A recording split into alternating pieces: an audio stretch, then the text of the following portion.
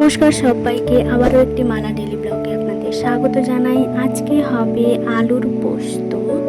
তো একটু অন্যরকম ভাবে মা রান্না করবে, পুরো ভিডিওটা দেখতে থাকুন, কেউ স্কিপ করবেন না। আলুটা এভাবে ছোট ছোট করে ডুমডুম করে কেটে নিয়েছি। আর এখানে মশলা রেখেছি পেঁয়াজ, রসুন তিনটে, কিছুটা আদা, একটা টমেটো, আর এইখানে রেখেছি পোস্ত আর কিছুটা কাজু। তো এগুলো সব আগে বেটে নেবে মা ভালো করে।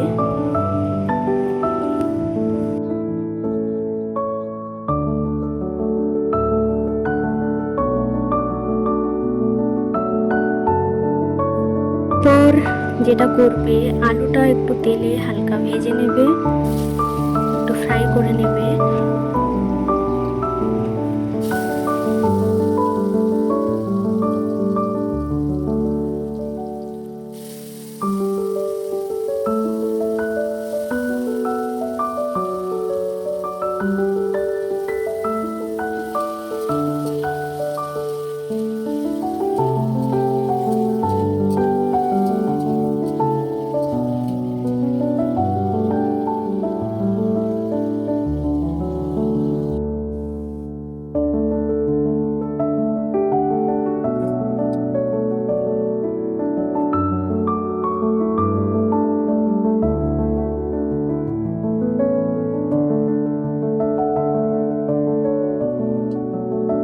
ভেজে নিতে হবে। দেখতে লাগছে না পনিরের মতো?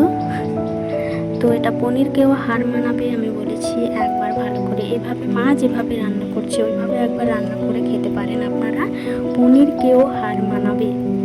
তো মা দিয়ে দিল কড়াইতে তেল, তারপরে দিয়ে দিল কিছুটা চিনি, তারপরে দিয়ে দিয়েছে তেজপাতা, কাঁচা লঙ্কা, দিয়ে দিয়েছে 5 ফোড়ন, তারপর দিয়ে দিয়েছে পেঁয়াজ বাটা, আদা রসুন বাটা। একসাথে সব কিছু দিয়ে মশলাটা একটু কষিয়ে নেবে ফার্স্ট।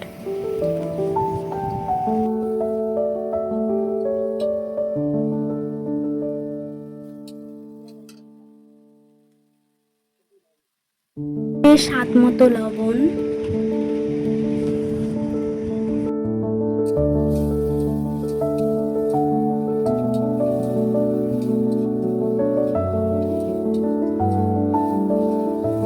একটু নেড়ে নেওয়ার পর দিয়ে দেবে টমেটো বাটা।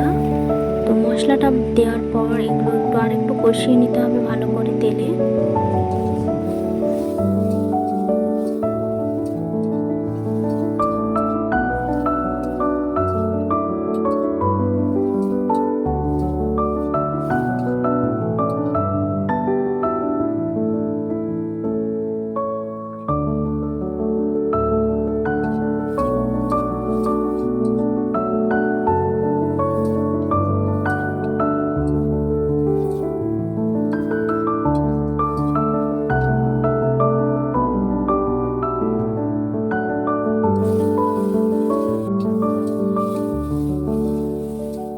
এটা পড়ে যাবে আলু পোস্ত যেহেতু। তো মেন জিনিস যেটা পোস্ত আর কাজু বাটা দিয়ে এটা বেশিক্ষণ মশলাটা কষানো যাবে না, তেতো হয়ে যাবে।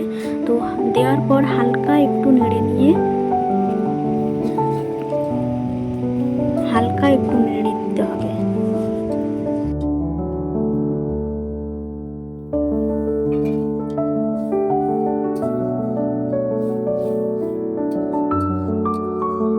একটু জল দিয়ে এর মধ্যে তারপর দিয়ে দেবে ভেজে রাখা যে আলুগুলো, দিয়ে এবার একটু হালকা এটা কষিয়ে নিতে হবে।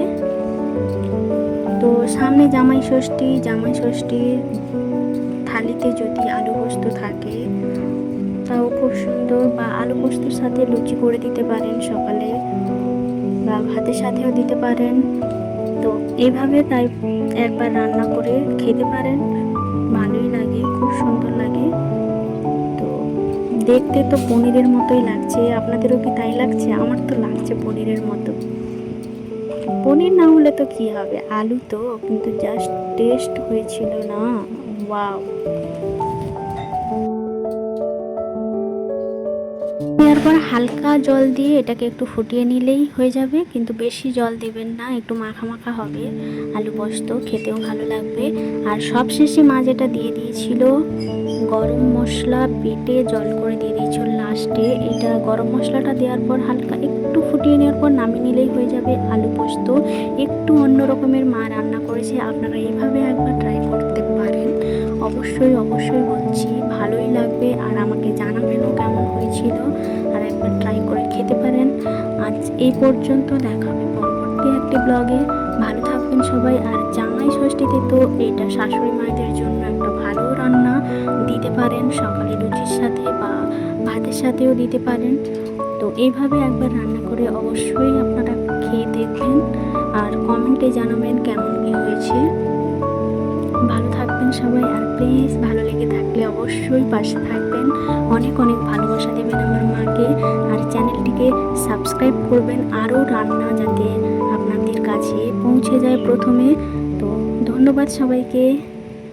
কেমন হয়েছে অবশ্যই জানাবেন, অবশ্যই জানাবেন।